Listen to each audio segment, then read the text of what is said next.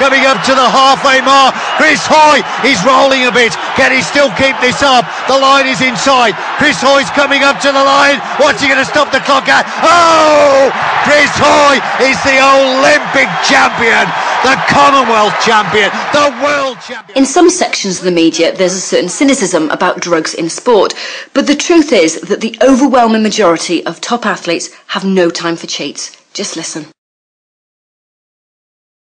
As an athlete, I want to be competing against people that are clean. I know that I was always a clean athlete, and that's how sport should be. And there shouldn't be anybody that's trying to pull the wool over their eyes and trying to find an unfair advantage of trying to be better than somebody else. You don't have to go down the route of taking drugs. You can go down the clean route, which is what we're there to do. Now, someone who gets caught taking drugs, if they're found guilty, should certainly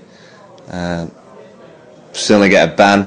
Any athlete caught with a positive test that they've taken performance-enhancing drugs should be thrown out of the sport. Drug taking in sport is the lowest of the low. I like to think of sport as a fantastic physical challenge. I like to think of it as being pure. Win or lose, I like to be able to think that I've done my best and I've achieved everything that I could do. I wouldn't ever cheat. I wouldn't ever like to think that anyone that I've competed with has cheated. I don't want to be standing below someone who's taking drugs, because quite honestly, what would you, if they weren't taking it, would they be there? Well, we don't know. They might be, but on the other hand, they might not be. So, yeah, I don't want them there.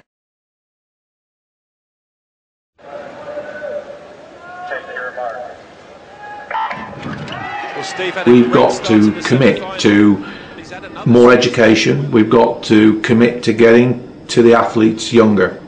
Now, I think in the sports where we've identified talent at a very young age, that's relatively easy. And I think as a governing body of sport, we have to be responsible for driving education into those athletes so they understand why taking drugs is wrong, what the ethical issues are, and they understand what testing's about and what the experience will be about, and how they have to take responsibility for themselves and for what they take into their body, whether it be drink or food.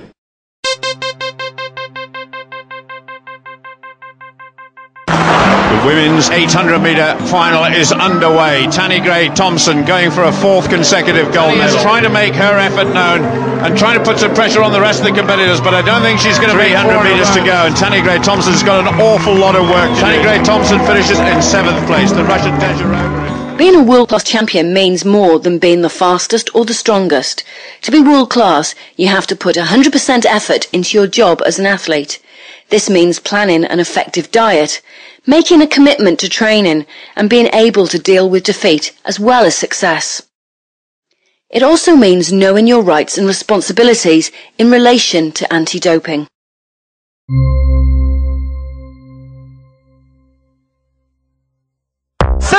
meters and the crowd are roaring the British boys. Hold on, boys, the Italians are coming strong. We're up to the line, it's 50 metres. Can we hold it? Watch out for Italy. Great Britain on the line. Here we go. Just Great Britain gets the gold medal and relief all round. UK sport needs athletes like you and me to understand these issues and to make a stand against doping in sport, to protect our fundamental right to compete on a fair and level playing field. Exhaustion and triumph for Steve Redgrave, 5 in a row. What a great Olympian. Taking drugs in sport to succeed means that you replace the important ingredients it takes to be a champion, like 100% commitment, dedication, knowledge, respect and responsibility.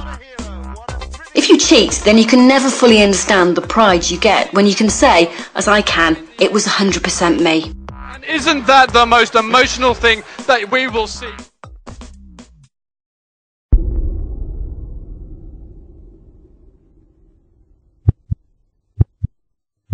Okay, you're winning, but not always.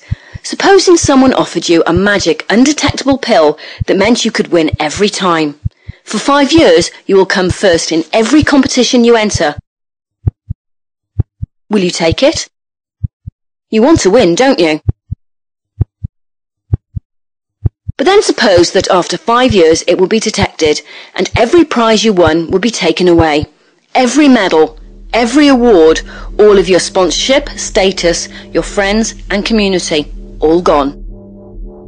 Will you still take it? If you're not sure, it's time for a history lesson.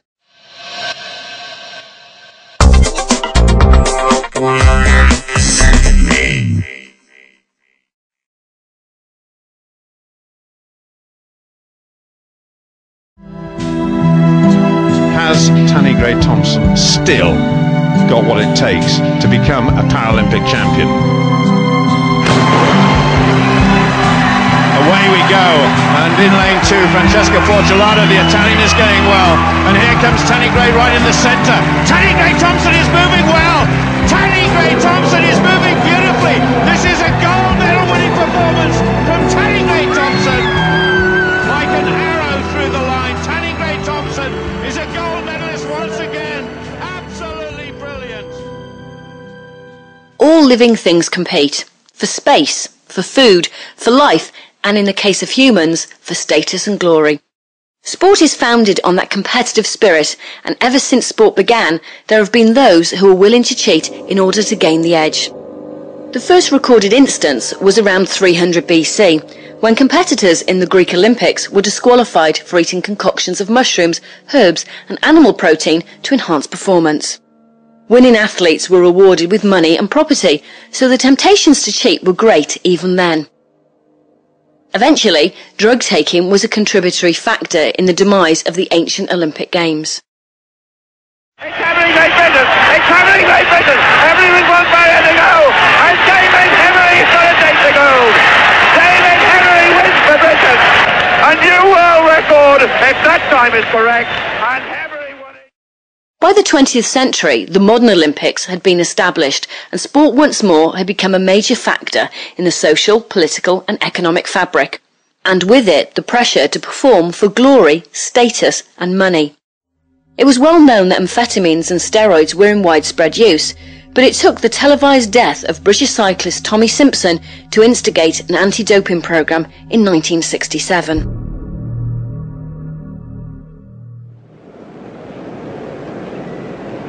For the first time in the history of sport, testing began at the 1968 Olympic Games in Mexico. One person, a Swedish pentathlete, was caught for alcohol misuse. Since then, there have been many instances of individual, team and state-run doping programs. In some cases, the athletes became the tragic victims of a national doping regime for sporting success. Heidi Krieger, the East German shot putter, suffered a mental breakdown and underwent a sex change following the systematic administration of anabolic steroids.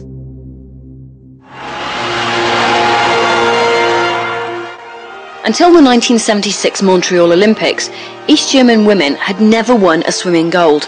That year, the women's team won every event except 2.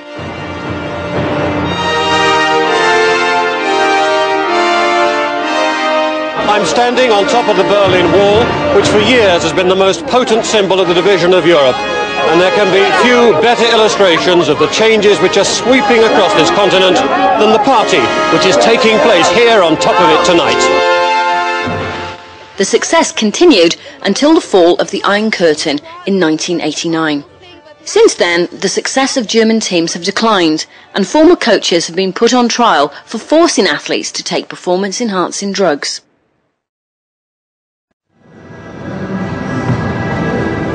The pity is it is no longer possible to look at the Olympics with completely innocent eyes. The drug cheats have spoiled the view. 2 years ago, Chinese swimmers were in direct confrontation with the authorities after being found with performance-enhancing substances at the World Championships in Perth. By the late 90s, drug taking in sport had become a serious problem. Something had to change.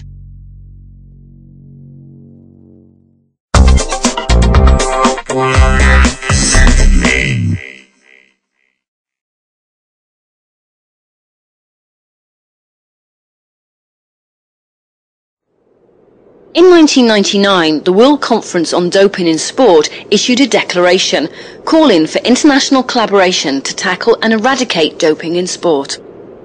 This led to the founding of the World Anti-Doping Agency, or WADA, an independent foundation which coordinates the fight against drugs in sport. WADA was established as a result of an international collaboration between governments and sports organisations and leads the fight to achieve drug-free sport. WADA's strategy includes the introduction of international standards which are set out in the World Anti-Doping Code. The code includes regulation covering the following key areas.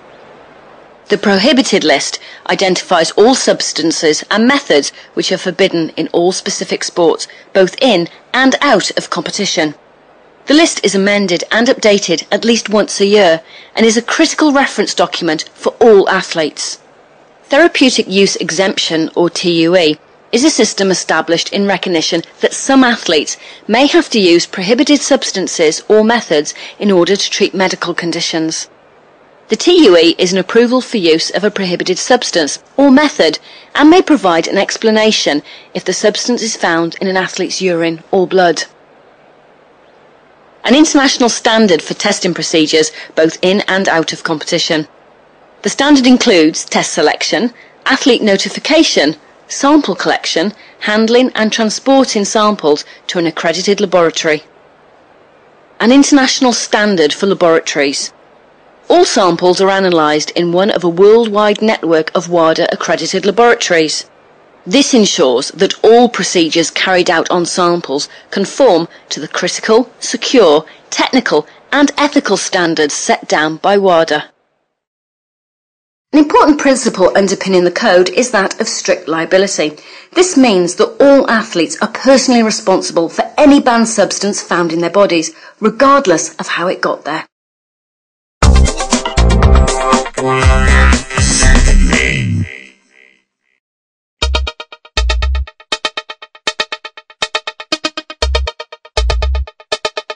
As an athlete, you will be committing an anti-doping violation if a prohibited substance or method is detected in your submitted sample. You use or attempt to use a prohibited substance or method. You avoid or refuse to take a drug test. You fail to provide your whereabouts details for out-of-competition testing. You give inaccurate whereabouts details leading to 3 missed tests. You attempt to tamper with any part of the doping control process. A first offence will most likely lead to a 2-year ban. A second offence will lead to a ban for life. Support personnel do play a crucial role, but there are severe sanctions applied to anyone involved in trafficking prohibited substances, encouraging their use, or involving athletes in prohibited methods.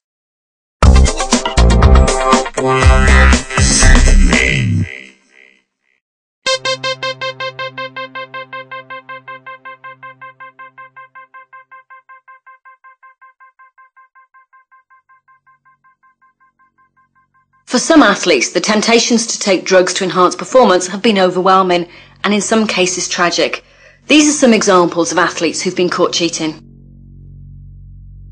Dwayne Chambers, once a star of British athletics, tested positive for the designer steroid THG after being embroiled in the Balco drug program in California.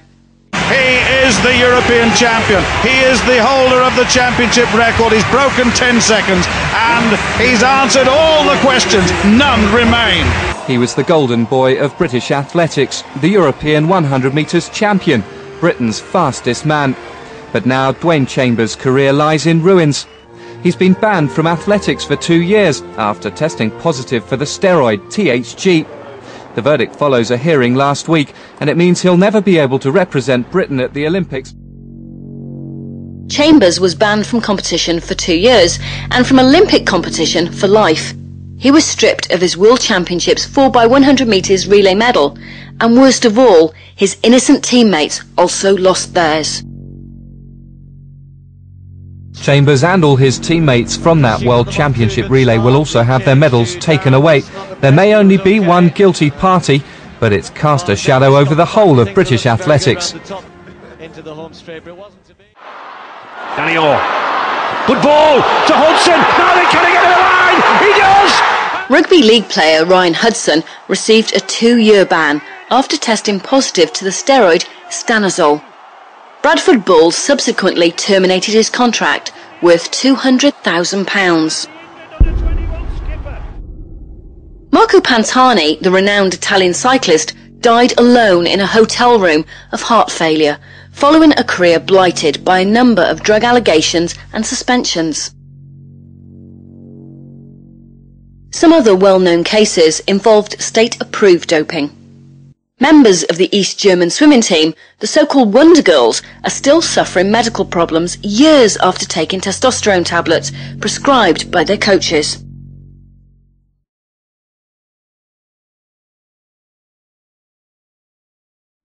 For those who get caught, the penalties are severe, and their stories inevitably are unhappy.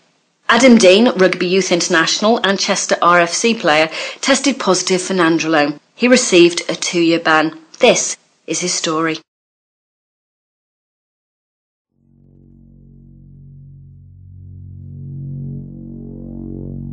I started playing rugby when I was 8 years old. I started playing at Chester Rugby Club, which is my local club. By the time I was about 12, people started realising that I had an interest in rugby and that I was actually quite good at rugby. And like I say, that's when I really fell in love with it, when I was about 12 years old. Played it week in, week out, just loved it. And yeah, never ever thought I'd get selected for England. Always wanted to, never thought I actually would. But yeah, I did, got selected for England, represented England on 4 occasions. Fantastic. It was fantastic. Best time of my life, like, really was the best time of my life. Until I got drugs test results back, obviously. Broke my heart, like, just absolutely annihilated me.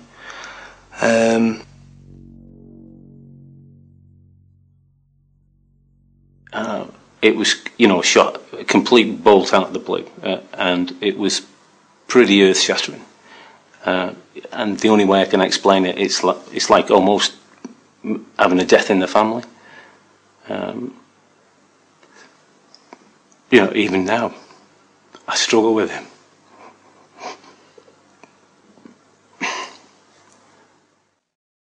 I got tested for a anabolic steroid called 19-norandrosterone. It's just an anabolic steroid. It can be taken orally or obviously through an injection. After being tested positive, and I knew that I was then had this substance inside my body. From then on, I was obviously I wanted to know how it got in there, so I did my own research into finding all the ways it can get into your system, all the products that may contain it, whether your body can produce it naturally anyway. All the research I was doing, all sort of led back to this one product that does not display on it that it contains a banned substance or anything, but it all just led back to this one supplement I was taking.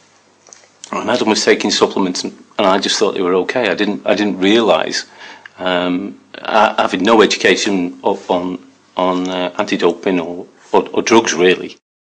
All my friends was on it. Everyone at the gym was taking it. You could buy it over the counter. Do you know what I mean? I didn't think, you know, I should go and get this, you know, chemically tested at a lab for any banned substance, and off I went, just totally uneducated.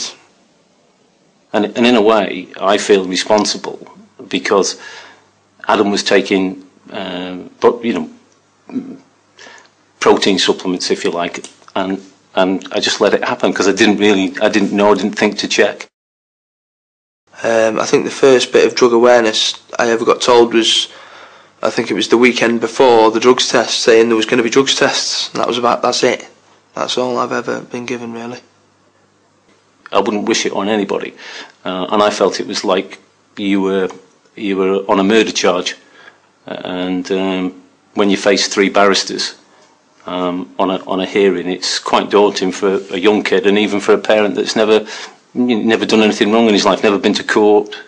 You try to lead a decent life, don't you? I never knowingly took any banned substance. Never.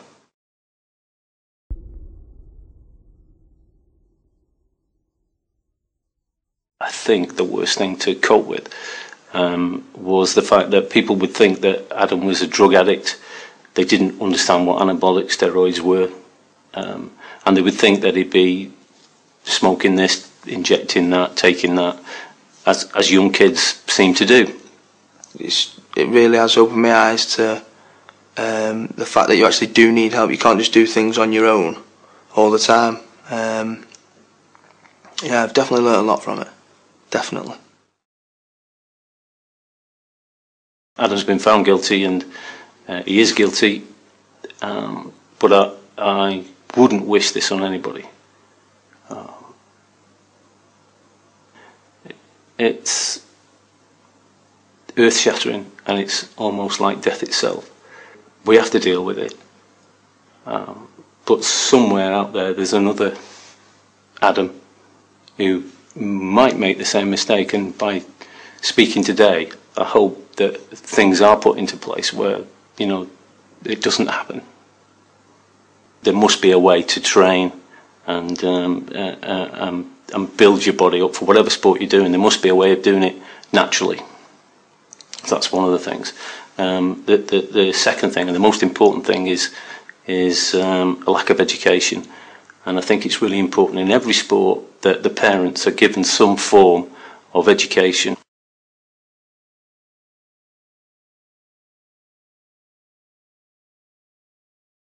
If you are thinking about playing rugby and getting bigger, because that will get told to you definitely by a coach. They will ask you, you're not big enough. You need to be faster. You need to be stronger. If you are wanting to become bigger, faster, and stronger, do so. But make sure you take it easy and you just get a lot of advice along the way, and make sure you're not falling into the same trap as I did.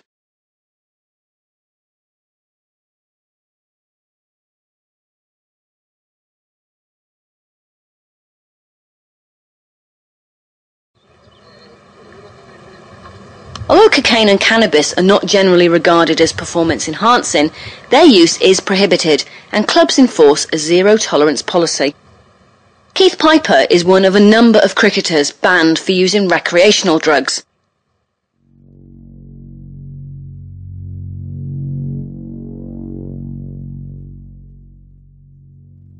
Prior to me getting tested, I think I was going through a stage where I was smoking cannabis excessively.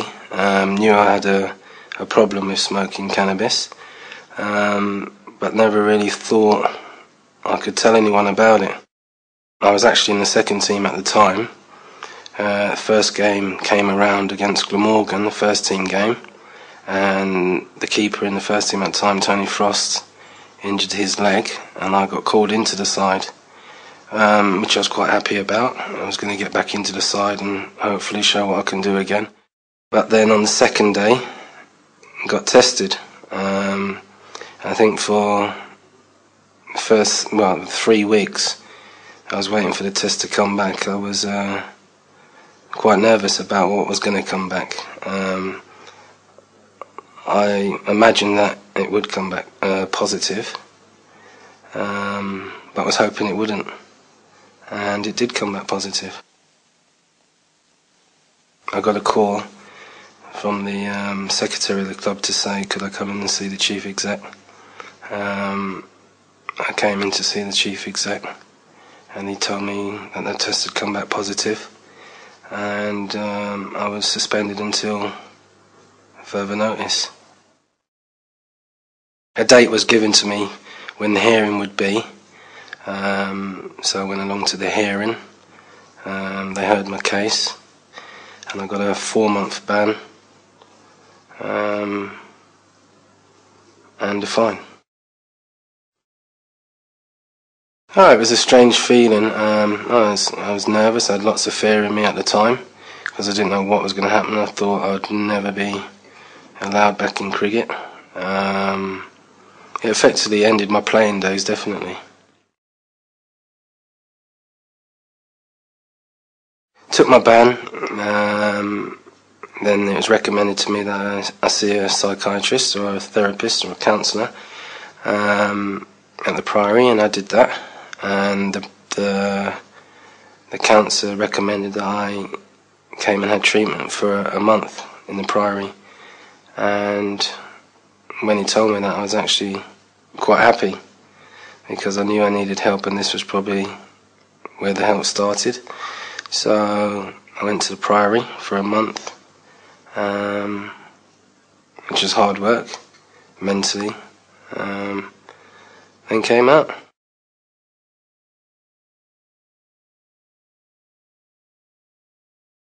I had lots of people giving me lots of support. I still felt quite alone. I had my grandparents, my mum and dad, they were behind me, but you got the odd phone call from club officials and stuff. PCA were very good, the Professional Cricketers Association. They were probably the biggest help to me.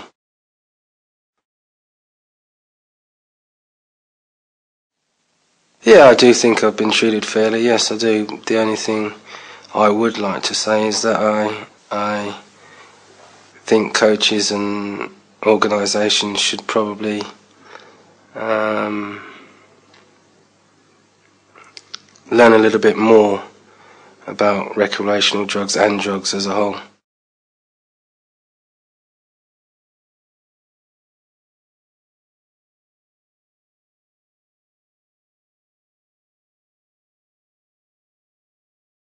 I just want to help, basically, and I've always been a helper as a coach, now as a I don't know, up and coming counsellor, if you like.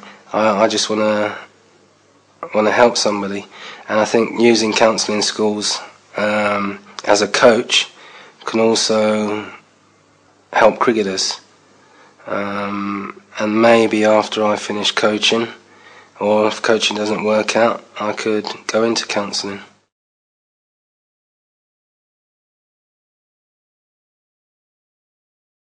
If they think they've got a problem with drugs, speak to someone, because there are people out there to help.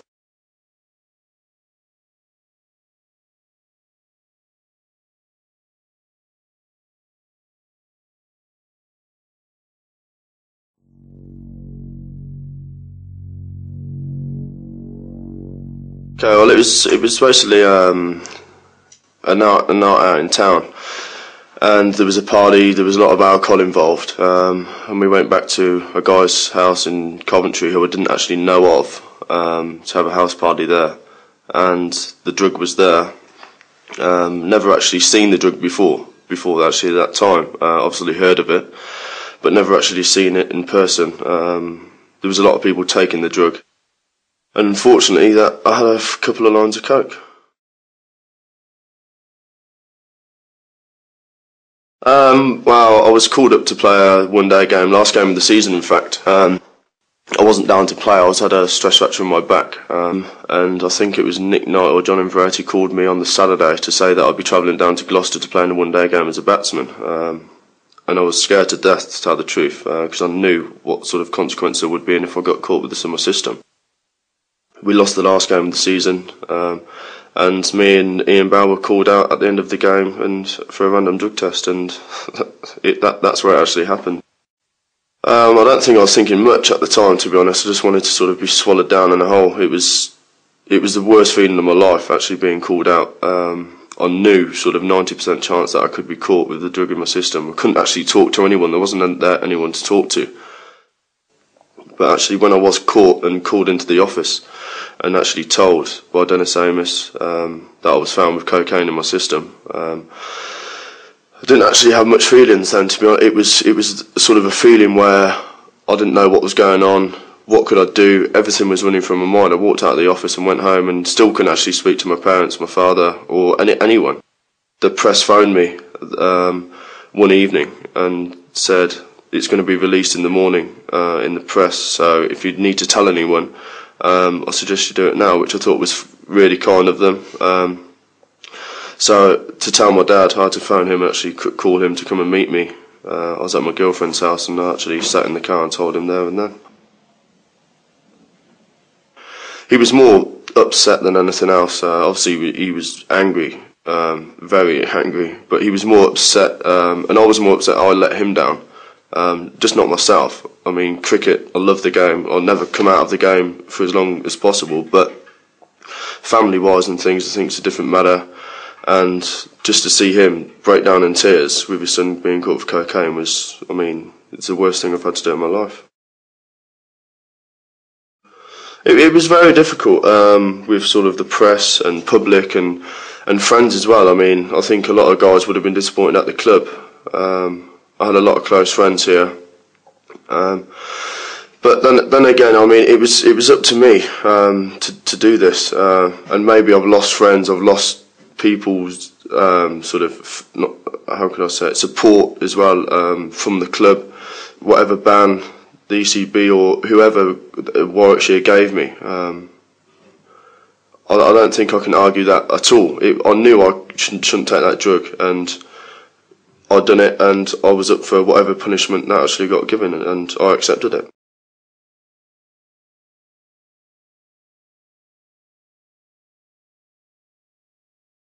I still can't blame the alcohol. It's my decision. I knew the responsibilities I'd have to take if I was caught or anyone found out that I actually took that drug, and I took it myself.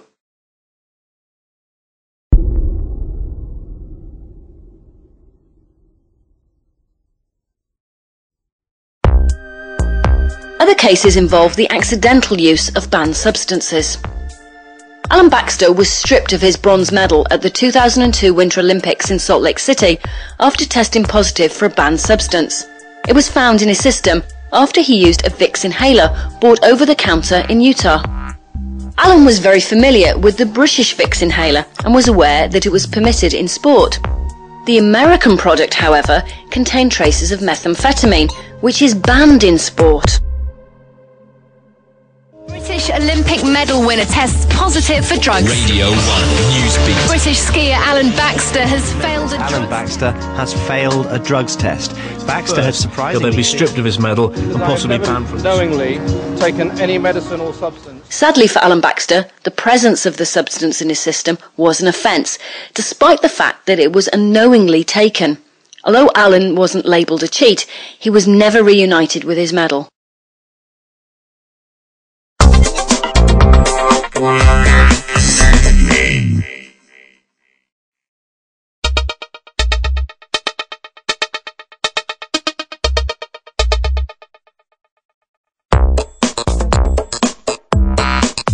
If you have to take medication for an illness, always check the status of it. UK Sport provides athletes with many services for you to be able to check whether your medication is banned or permitted. You can use the Drug Information Database, email UK Sport, or call us on 0800 528 0004. If your doctor prescribes a medication that contains prohibited substances, you must apply for therapeutic use exemption. Wherever possible, you should do this before you use the medication. You can find out how to apply by visiting the Drug Information Database website. Remember that you personally are responsible for everything you ingest. If you take any substance or use any method which is prohibited, then you risk being caught and facing a 2-year sanction from your sport. Furthermore, you risk losing your reputation and your career, but you're also jeopardising your health. Let's look at some of the banned substances and their side effects. Stimulants include substances such as amphetamines, cocaine, ephedrine and strychnine, more commonly known as rat poison. Some stimulants can be found in common over-the-counter preparations. Be particularly careful when travelling abroad, as some countries don't have the same strict laws that apply to controlled substances. Misusing stimulants can be life-threatening and can cause increased heart rate, loss of coordination and paranoia. Stimulants are prohibited in competition only. However, in some sports, certain stimulants may be banned out of competition, so always check your sport's anti-doping regulations before using any substance. Anabolic agents are amongst the most commonly abused substances in sport. Their use is strictly prohibited and can have dangerous side effects, including liver damage, baldness, acne, excessive hair growth, changes in sexual characteristics, and potential infertility. Beta-2 agonists are most commonly found in asthma medications. Their use is restricted and must only be taken following therapeutic use exemption.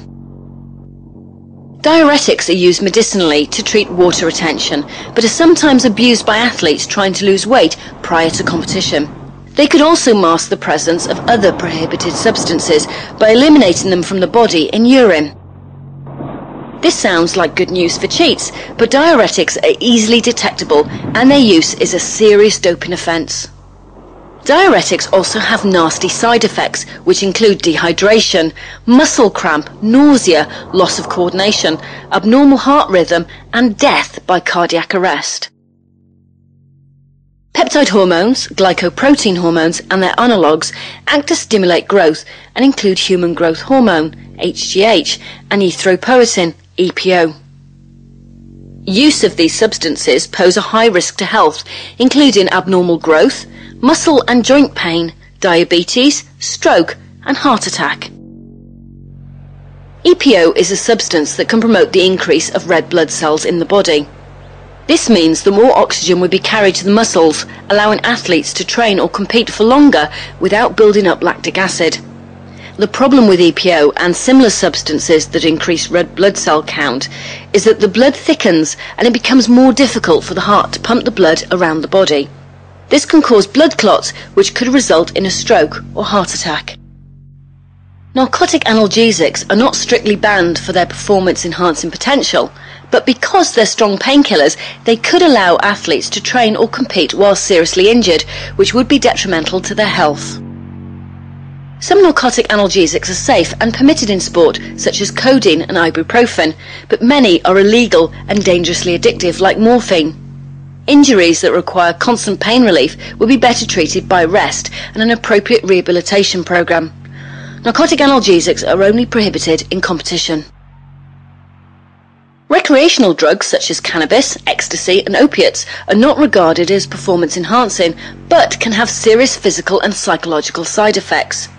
You should be aware that cannabis particularly remains in the system for a long time, and that athletes testing positive for these drugs are subject to the same sanctions as all other prohibited substances.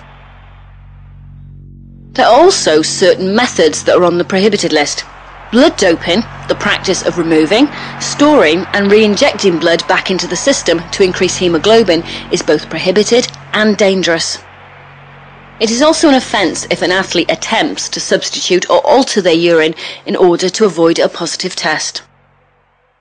WADA defines gene doping as the non-therapeutic use of genes, genetic elements and/or cells that have the capacity to enhance athletic performance. It's recognised that gene doping is an emerging threat and research is underway to perfect tests for the practice. In addition to those mentioned, there are many others on the prohibited list. More information about these can be found on the 100% Me website. The athletes need to be protected. If we had any substance were permitted, there would be certain substances that the athletes got some benefit from, and it would almost become a necessity for all the athletes then to use those substances in order to stay on a level playing field, and that would be incredibly dangerous. Side effects from the drugs, for example, or unregulated medications which have got all sorts of things in them that could put them at danger. So we need to have a system to protect those that don't intend to cheat. Remember that the prohibited list is subject to constant review and is updated at least once a year in January. You should always check the most recent list to ensure any substance you use is not prohibited. The safest way to compete is not to cheat. The way to stay safe in sport is to be vigilant about checking everything that goes into your system. Take care of your body. You need it for your career in sport, and think carefully about everything you put into it.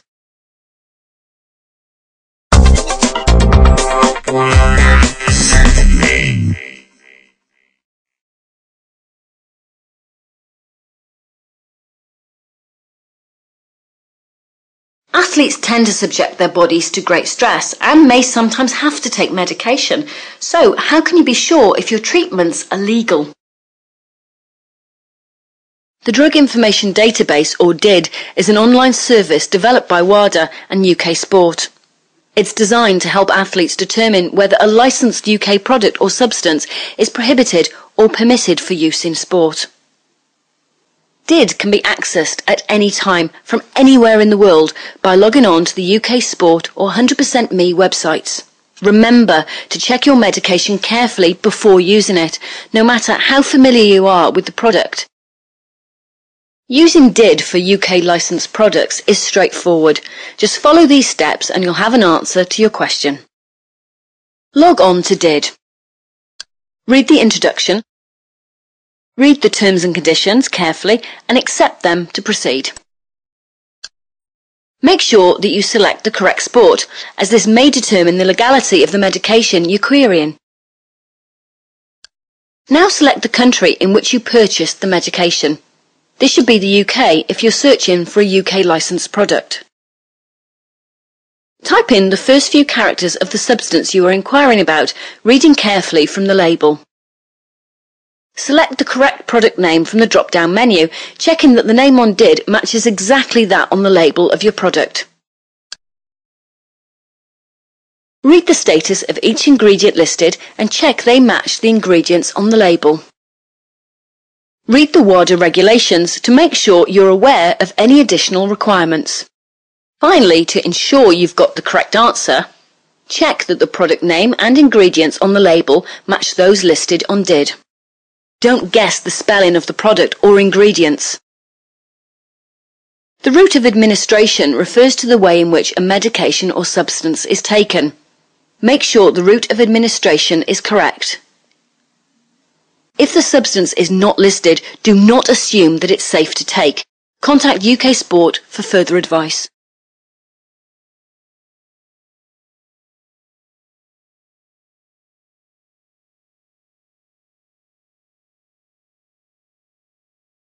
If you've obtained medication abroad, you can use the DID to check the ingredients of a given product.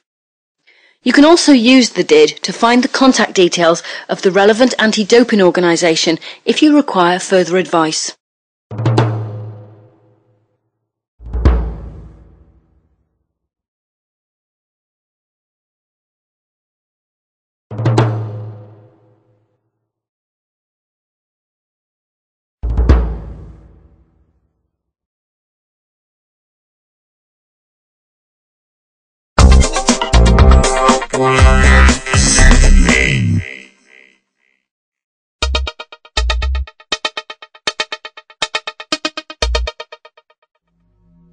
Although many athletes take them, DID won't offer any information on supplement products. Nutritional supplements aren't licensed, and so no guarantee can be given about their safety or legitimacy. UK Sport strongly advises against the use of supplements for any athlete who's eligible for drug testing. Remember, you're strictly responsible for any prohibited substance found in your body, not the manufacturer. Well, the problem with supplements is that they're not as well regulated as other products, other food products, other pharmaceutical products. There are no strict guidelines on manufacturing processes. There's no strict guidelines on product labelling and describing basically what the products are. So it's very difficult to know when a product may have contaminants in them. And in one particular study of about 630, 640 samples tested, 15% of the samples showed contamination, which is quite a high proportion. Essentially, the market for many supplements is quite small. The people that manufacture some of the raw materials that go into supplements also manufacture other things, often medical supplies of different kinds. And the danger is that some of that raw material unwittingly gets contaminated with something that actually is an illegal substance. It's in the supplement, the athlete takes the supplement, they're tested, they say, gee, you know, all they did was take a supplement. That if an athlete is found to have inadvertently taken something through supplements, I mean, it's the end of them, really. I mean, it could be the end of their career.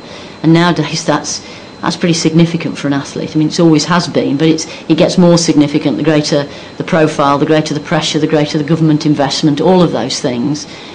It becomes more and more important that we have a clean system. If you eat a well-balanced diet that's tailored to the needs of your sport and your training regime, then there shouldn't be any need to take supplements. The truth is that many athletes don't pay enough attention to their diet. We have a huge problem with our young athletes, particularly those who leave home for the first time. They come to university or they go away to a football academy and they've got no idea what's in the food they're eating and no idea how to prepare foods.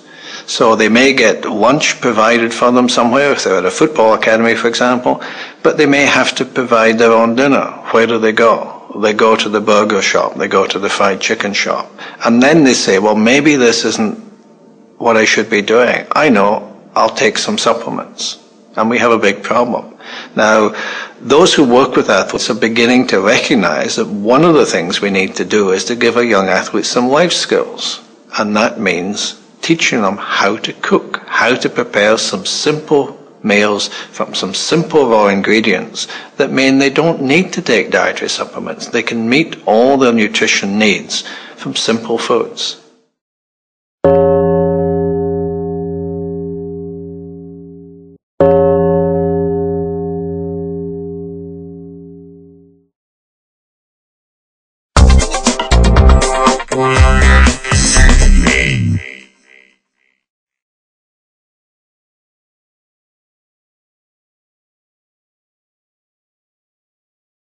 Athletes competing under the rules of their governing body or international federation may be tested at any time and anywhere, in or out of competition. The testing procedure shown in this programme is used by UK Sport to conduct testing both in competition and out of competition.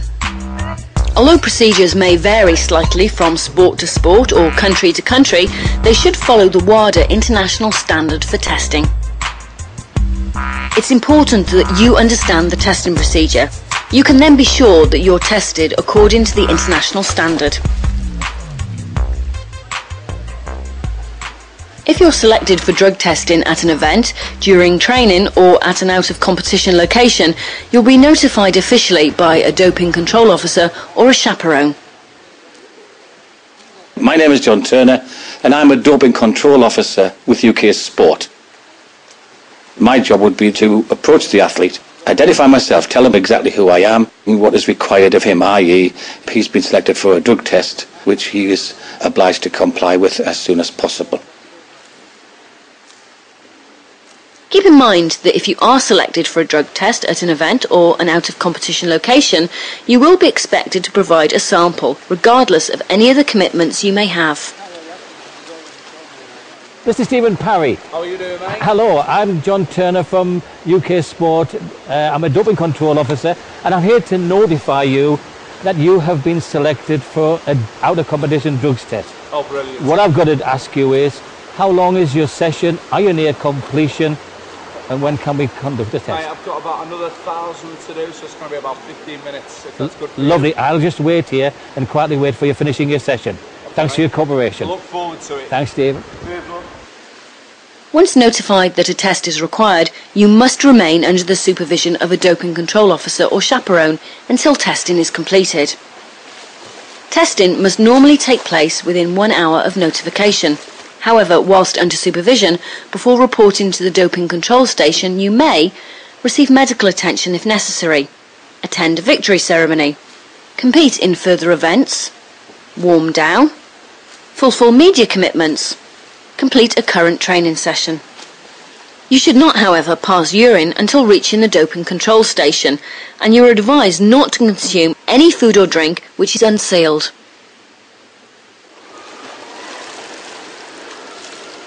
You will also be asked to sign a notification form, a copy of which you retain for your own records. In your own interests, you will be asked to present proof of identity, such as a driving licence, credit card or passport. Keep in mind that if you are selected for a drug test at an event or an out-of-competition location, you will be expected to provide a sample, regardless of any other commitments you may have. Let's get it on, mate. Lovely. 100% Okay, Stephen. Right. what we need to do now is completely rehydrate. If you don't understand the procedures, ask the DCO to explain them to you, or ask for a testing procedures leaflet. All athletes are entitled and encouraged to be accompanied by a representative of their own choosing during the test, but you may elect to be tested alone.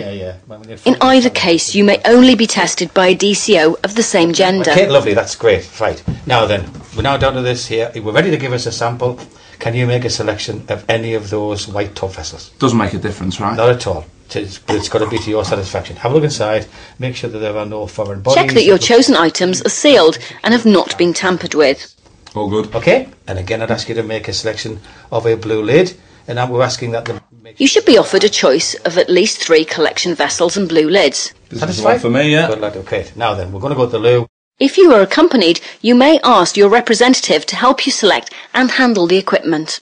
Stephen, I know you've been tested on many occasions before, but I have to tell you that when we're going to the toilet, I need to see you passing urine, okay? The DCO will explain each step of the procedure to you, but he or she should not touch the sample collection equipment until your sample is sealed.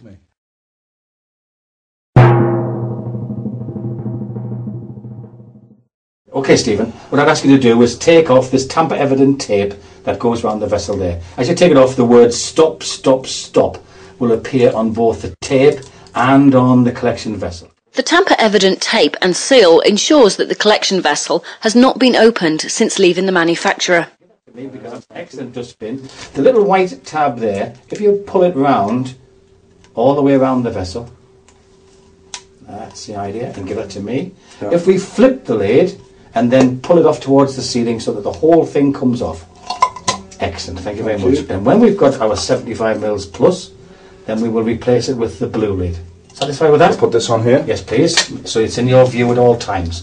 Okay, Stephen, it's now down to you to provide us with a sample, please. Okay. Your urine sample must be provided in full view of the DCO to ensure that there is no manipulation of your sample. You'll be asked to remove clothing around your midriff so that the DCO has an unobstructed view of sample provision. This may initially feel intimidating for some athletes, but it is an essential part of the testing process. You are under no pressure to provide a sample quickly, and you should only do so when you feel ready. During this part of the process, only you and the DCO may be present, unless you are under the age of 18 or require assistance because of an impairment. If you are unable to provide at least 75 millilitres, this is considered a partial sample and will be securely sealed until you can provide the required amount in a new sterile collection vessel. There is no time limit for the process, and you must remain under supervision in the doping control station until at least 75 millilitres of urine has been collected. Right, before we wash our hands, can you force the blue lid down so that it goes right down to the shoulder, please, Stephen? Right down to the shoulder. Lock it in place. Right round, right down the side there. The DCO must not touch the testing equipment until the test is completed. This is to protect you and ensures that your sample will not be contaminated.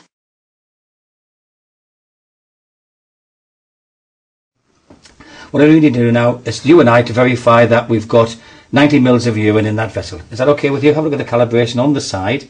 I'll give you that, mate. Lovely. And we record that on the sample collection form there. Great. What I'd ask you to do now is to select any one of those polystyrene boxes, please. I'm going to go for this one. That's lovely, thank you. Now then, the first thing we need to do is to check this tamper-evident tape that's going round there and make sure that it's entire.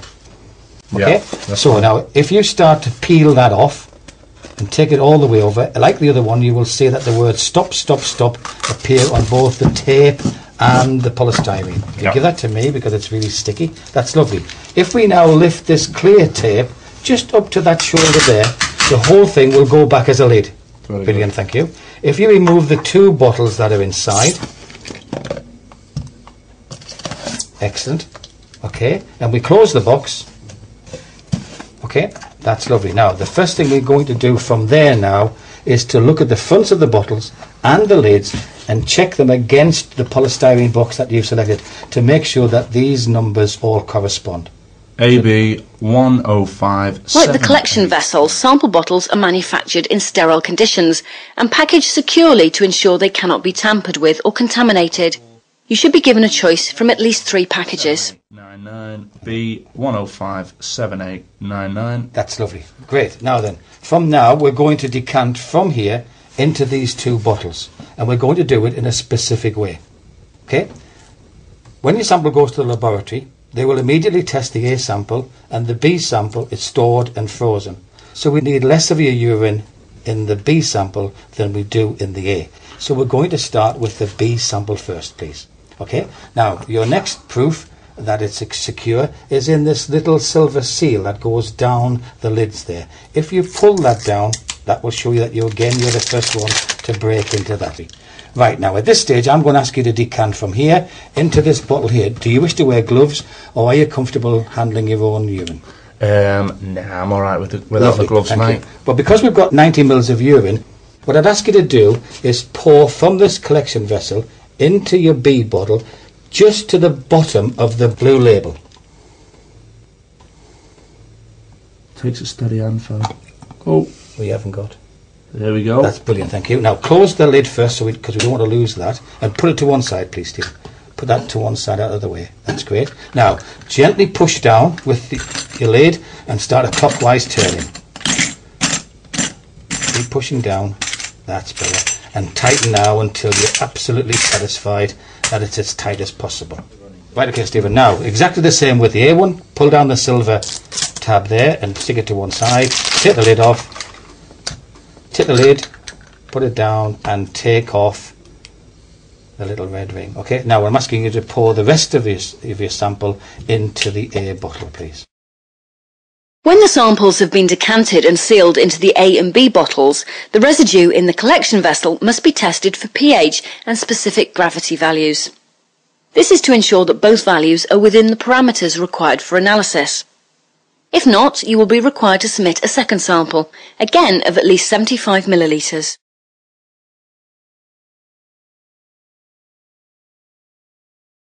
In this box here, it says medication which has been taken in the last 7 days. Yeah. You'll be asked by the DCO to declare on the form any medication which you have taken in the last 7 days. You are not obliged to do so, but it may be in your own interests if a prohibited substance is detected in your sample. If you are unable to complete the sample collection form yourself, you may ask your representative to do so on your behalf. All entries in the form should be checked by you. Excellent. If you are unhappy about any aspect of the procedure, you may note this on the form. Ensure also that you receive a copy of the form for your own records. Right, this is your competitor's copy, which is an exact copy of everything that we've done, and that's the reason why I've asked you to press on, that you have got a complete record of the sample. Any irregularities in the procedure will be noted and recorded by the DCO. The top copy goes off to your governing body. The second copy goes off to us at UK Sport. Your sample form will go to various organisations, including UK Sport, your governing body or international federation, and the laboratory. Lastly, and most importantly, is the laboratory copy. And this copy is different to both yours and mine in so much as the top part with your name and address and any personal particulars have been carbonised out.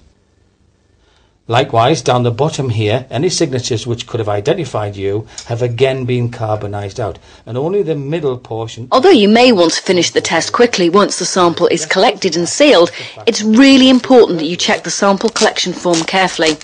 The way the form works is, this is my authorisation to be here, this is today's date, the time you arrived in doping control, the only evidence is the fact that we have to say that it's a male.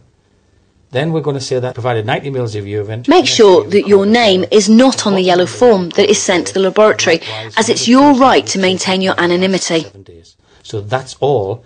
Ensure that you receive and keep a copy of the form for your own records. That means that the laboratory will be testing a sample, not a person. Rehydrate before the test, only drinking from a bottle selected by you and that was sealed beforehand. To protect your integrity and reputation, stay in full view of the chaperone or DCO at all times after notification. If you do not understand the procedures, ask the DCO to explain them to you. Stay focused and make sure the numbers on the bottles correspond with those on the form. Although the most common method of drug testing involves the provision of a urine sample, some athletes in some sports may be asked to provide a blood sample. Blood testing procedures follow the same principles as those used for urine testing. However, the collection of blood is carried out by a trained phlebotomist called a blood collection officer.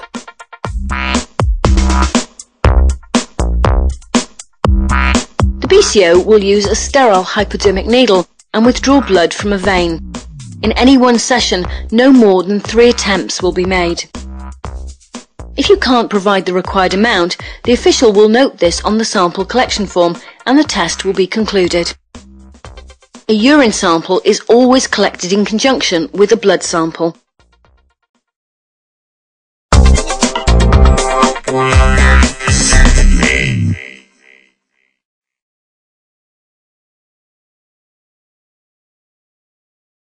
So you've gone through the testing procedure and provided a urine sample. It's then placed in a secure courier bag, but then what happens? In every case, your sample is sent by courier via a secure chain of custody to a WADA accredited laboratory. In the UK, the Drug Control Centre, King's College and HFL Newmarket are the 2 designated laboratories for analysis. At HFL, the sample analysis is the responsibility of Steve Maynard, the director of the Drug Surveillance Group. He explains what happens to your sample when it reaches them. Once an athlete's been tested, the sample is then securely wrapped up in some packaging at the point of collection and then handed to a courier under a chain of custody. The courier signs for that sample, transports it to the laboratory in a sealed package. The package is then transferred into our sample reception area, which is a secure area with controlled access, and that package is then opened by trained staff paying close attention to the layers of security and sealing within that package to ensure that the sample is in exactly the same condition as it left the athlete.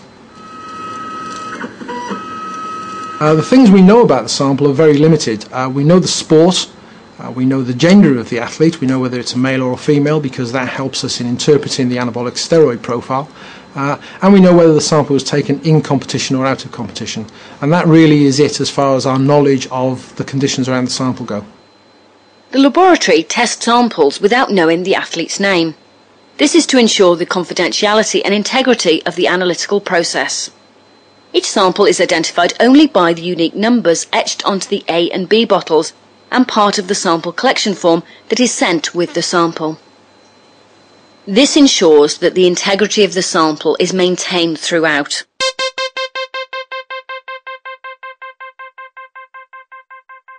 Once we've completed the integrity checks, we open the samples ready for screening analysis. It's important to remember at this point we only open the A sample for this analysis. The B sample is kept securely sealed at the laboratory in the unlikely event that the A sample is reported as an adverse analytical finding, and if the athlete wishes to have a witnessed second analysis. The analytical process is actually a 2-stage procedure in effect. The first stage is what we call a screening analysis, where every single sample undergoes up to 20 different tests to cover the wide range of prohibited substances on the list from WADA. If any of the screening tests are suspicious in any way whatsoever, what we then do is what we call a confirmatory analysis, where we go back to the original sample once again. The sample is assigned to an individual trained scientist who takes a fresh portion of the sample from the original bottle and analyses it alongside a reference material of the drug that we think is present, a pure reference material. At the same time, they analyse a blank sample to show conclusively that contamination of the sample couldn't have occurred as part of the laboratory process. At this stage, we're actually analysing for the drug, for the prohibited substance, at the molecular level. We are using a technique called chromatography with mass spectrometry. The data from the test sample is compared with the data from the reference material, and only if they match absolutely do we issue an adverse analytical finding. There are many checks and balances throughout the whole process that ensure fairness for the athlete and ensure that everything is treated in exactly the same way at all times. It's important to remember again that the whole process is completed and the results are reported without the laboratory ever knowing the identity of the athlete from whom the sample came. The routine screening tests we employ at the laboratory are designed to detect the huge number of samples that are on the WADA prohibited list. Typically, the list includes groups of substances that are used to enhance performance, such as anabolic steroids and stimulants. It includes groups of drugs that will mask the taking of those substances, such as diuretics. It also includes the vast number of substances that could be classed as social drugs of abuse. So the cocaines, the ecstasies, the cannabis will all be detected by routine screening. These are all small molecules that are detected by routine chromatographic techniques with mass spectrometry giving a molecular fingerprint, a molecular signature. In addition to that, we look for the threats for the new protein drugs, things like erythropoietin, EPO and growth hormone, that are used in a different way to the old-fashioned, if you will, small molecules. These drugs, these protein drugs, can also be detected by the same sort of methods using mass spectrometry, although more sophisticated techniques are involved. There are other techniques in the armoury to detect blood doping, which also might involve taking routine blood tests called haematology tests of the type you would expect to see in a hospital. So we can see that you might have taken erythropoietin, an athlete might have taken erythropoietin, by testing for their full blood count, for their hematocrit. Of course, it's really important for athletes to remember that there are not only drugs that are designed to improve performance are prohibited by WADA. The so-called recreational drugs are also on the prohibited list. The athlete's lifestyle may well influence the outcome of a drug test. Designer drugs is always an interesting topic, obviously, with recent events. So it's a chemical which somebody has taken and modified slightly outside the regulatory form and then introduced to an area such as sport for a specific purpose. It also has to be said that if you look at recent history, designer drugs such as ecstasy and THG have been found by laboratories, so even if they're not detectable at first, sooner or later we will find them.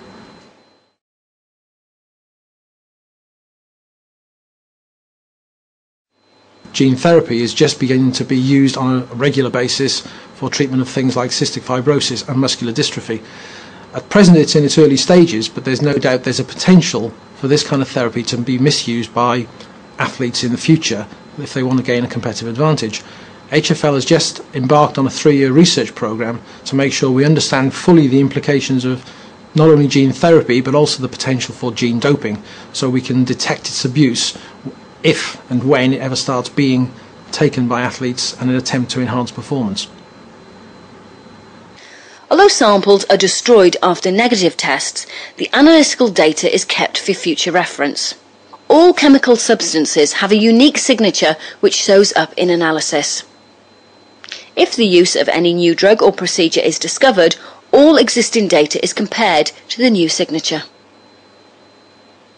On an annual basis, tens of thousands of athlete samples are tested by WADA laboratories all over the world, and we should never forget that over 95% of those samples are in fact negative, and as a sports fan that delights me that most of our athletes are competing in a fair manner. However, the job of the laboratories is to ensure that we catch the small percentage of athletes that are tempted to cheat. Sooner or later, if you take drugs, you will be caught.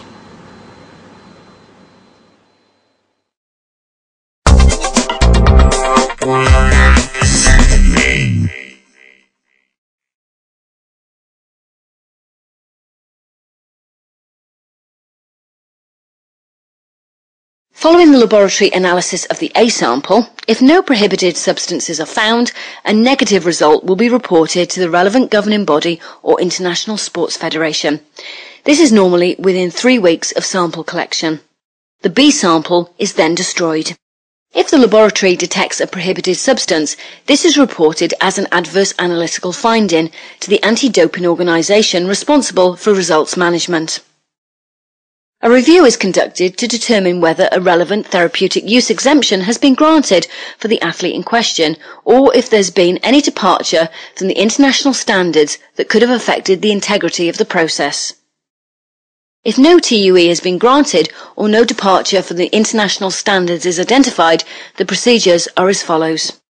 The athlete may be provisionally suspended from competition whilst undergoing a review. The athlete will be invited to explain the presence of the substance in the sample. If the athlete wishes to challenge the identity or integrity of the sample, he or she is entitled to be present or represented at the analysis of the B sample, and this must take place within 30 days. If the B sample analysis confirms the findings in the A sample, or the A sample finding is not challenged, then the athlete may present a case to the governing body's disciplinary panel. The governing body may also request a review of the evidence to determine the case for disciplinary action. A decision will then be made by the panel, which may include a period of ineligibility or in some cases a lifetime ban. The athlete is entitled to appeal before the decision is made final. If the athlete in question is below the age of 18, the governing body will deal directly with the athlete's parent or guardian.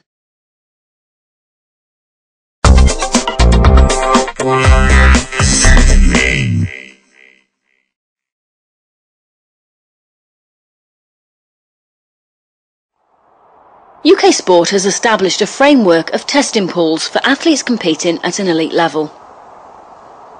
Athletes registered in the domestic testing pool are subject to squad training and in-competition testing and must submit TUEs to UK Sport.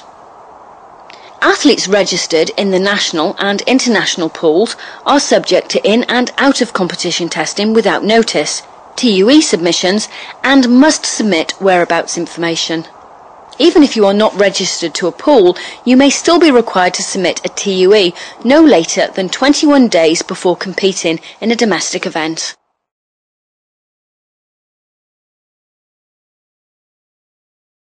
At some time in your career, you may need to take a banned substance for a legitimate medical condition. In this case, you should first check with your doctor to see if there are any permitted alternative treatments or medications. If none are available, you must apply for a therapeutic use exemption or TUE using the correct form. There are two types of TUE applications. Abbreviated TUE. This is required for some inhaled asthma medications. ATUEs are considered valid on receipt of a fully and appropriately completed ATUE form submitted to UK Sport or your international federation. ATUEs don't usually require the provision of your detailed medical history. However, your international federation may require you to send results of medical tests to support your need for the treatment. Remember, if you don't complete the form correctly, it will be sent back to you and will delay the decision. The requirements for TUE may change as the prohibited list changes, so check which form you need to submit by visiting our Drug Information Database website. Standard TUE. These forms will be reviewed by a panel of independent physicians known as a Therapeutic Use Exemption Committee. With the exception of acute or emergency treatments, athletes should only use a prohibited substance once an exemption has been granted. The standard TUE can take up to 15 days to process, so make sure you submit a TUE application as soon as you've been prescribed a prohibited substance by your doctor. If you choose to compete without a TUE in place, you may face a sanction if you test positive, even if the substance is used for a medical condition. For national competitors, once your TUE application has been received and granted by UK Sport's Therapeutic Use Exemption Committee, you'll be sent a certificate which details the expiry of your TUE. The expiry date will vary according to the condition, and it's your responsibility to reapply if you need to continue the treatment after the expiry date. In your own interests, you should keep a copy of the application you sent, along with proof of the date of submission. Athletes should keep their TUE with them at all times. If you're travelling abroad and carrying a licensed medicine, you should have your prescription and TUE with you to show the legitimate use of the prohibited substance.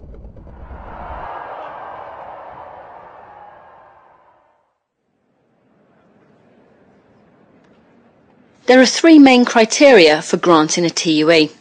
The athlete would experience a significant impairment to health if the prohibited substance or prohibited method were to be withheld in the course of treating an acute or chronic medical condition. The therapeutic use of a prohibited substance or prohibited method would produce no additional enhancement to performance other than a return to a state of normal health following the treatment of a legitimate medical condition. There is no reasonable therapeutic alternative to the use of the otherwise prohibited substance or prohibited method. The use of any prohibited substance or prohibited method to increase low levels of any endogenous hormone is not considered to be an acceptable therapeutic intervention.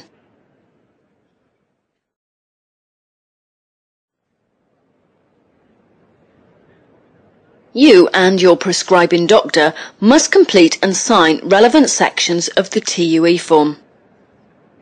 For standard TUEs, you must provide copies of your relevant and detailed medical history. Always check that the TUE form is completed fully, because if not, it will delay the decision. Read and sign the athlete declaration. Your application should be submitted as soon as you're prescribed a prohibited medication and no later than 21 days before the start date of a relevant sporting event. Exceptions will only be considered in emergency situations, and remember that an approval is not guaranteed.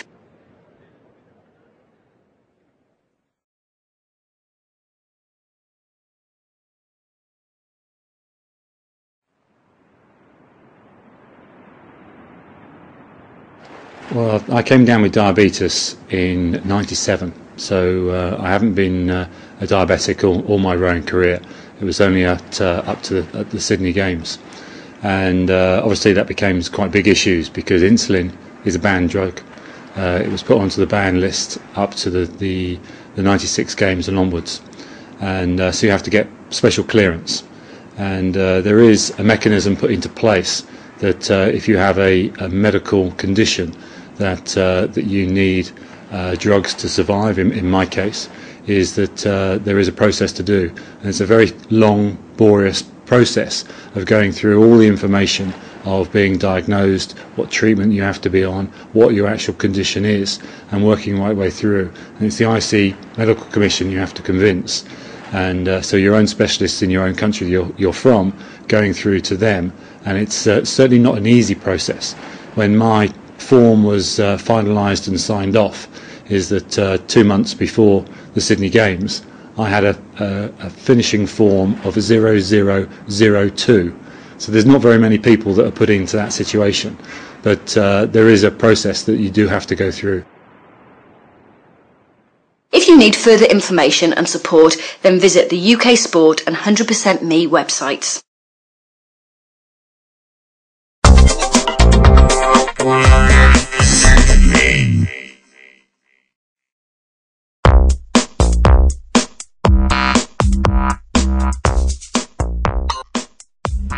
What's sport all about? Sport's all about respect. It's all about respect. It's about being respected as being the best person in the world. I think it's about you respecting other people. It's about respecting yourself. Did I go out there and achieve